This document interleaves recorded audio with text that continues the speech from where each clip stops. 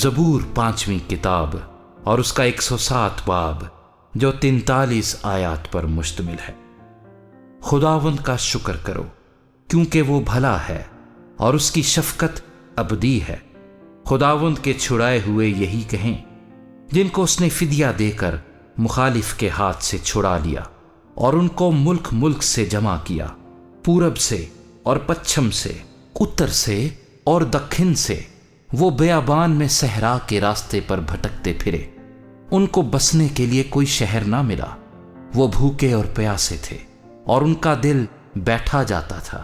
تب اپنی مصیبت میں انہوں نے خداوند سے فریاد کی اور اس نے ان کو ان کے دکھوں سے رہائی بخشی۔ وہ ان کو سیدھی راہ سے لے گیا تاکہ بسنے کے لیے کسی شہر میں جا پہنچے۔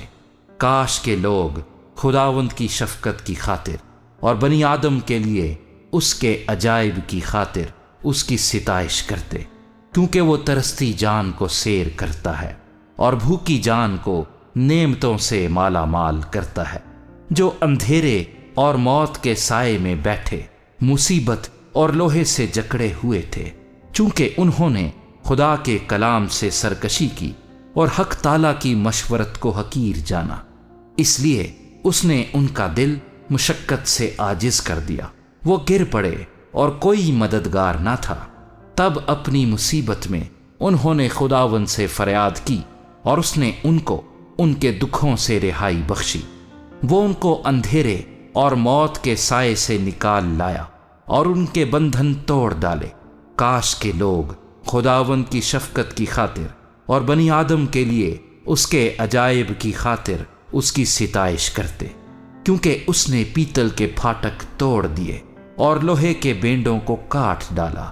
احمق اپنی خطاؤں کے سبب سے اور اپنی بدکاری کے باعث مصیبت میں پڑتے ہیں۔ ان کے جی کو ہر طرح کے کھانے سے نفرت ہو جاتی ہے اور وہ موت کے پھاٹکوں کے نزدیک پہنچ جاتے ہیں۔ تب وہ اپنی مصیبت میں خداوند سے فریاد کرتے ہیں اور وہ ان کو ان کے دکھوں سے رہائی بخشتا ہے۔ وہ اپنا کلام نازل فرما کر ان کو شفا دیتا ہے اور ان کو ان کی ہلاکت سے رہائی بخشتا ہے۔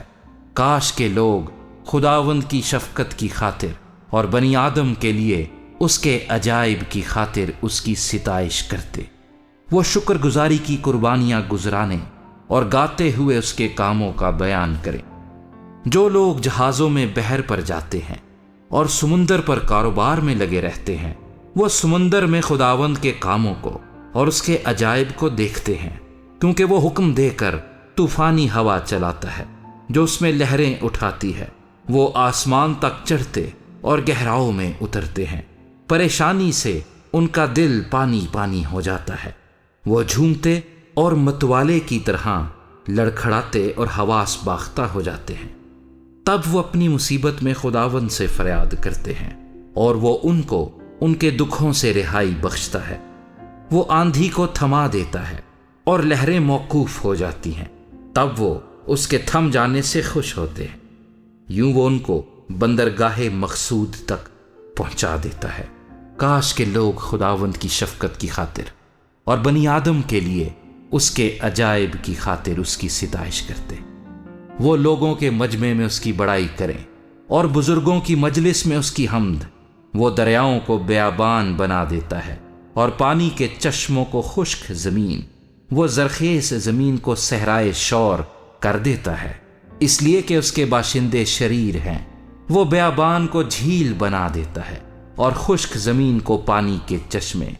وہاں وہ بھوکوں کو بساتا ہے تاکہ بسنے کے لیے شہر تیار کریں اور کھیت بوئیں اور تاکستان لگائیں اور پیداوار حاصل کریں۔ وہ ان کو برکت دیتا ہے اور وہ بہت بڑھتے ہیں اور وہ ان کے چوپایوں کو کم نہیں ہونے دیتا۔ پھر ظلم و تکلیف اور غم کے مارے وہ گھٹ جاتے اور پست ہو جاتے ہیں۔ وہ امراء پر ذلت انڈیل دیتا ہے اور ان کو بے راہ ویرانے میں بھٹکاتا ہے، تو بھی وہ محتاج کو مصیبت سے نکال کر سرفراز کرتا ہے اور اس کے خاندان کو ریوڑ کی طرح بڑھاتا ہے۔ راست باز یہ دیکھ کر خوش ہوں گے اور سب بدکاروں کا منہ بند ہو جائے گا۔ دانا ان باتوں پر توجہ کرے گا اور وہ خداوند کی شفقت پر غور کریں گے۔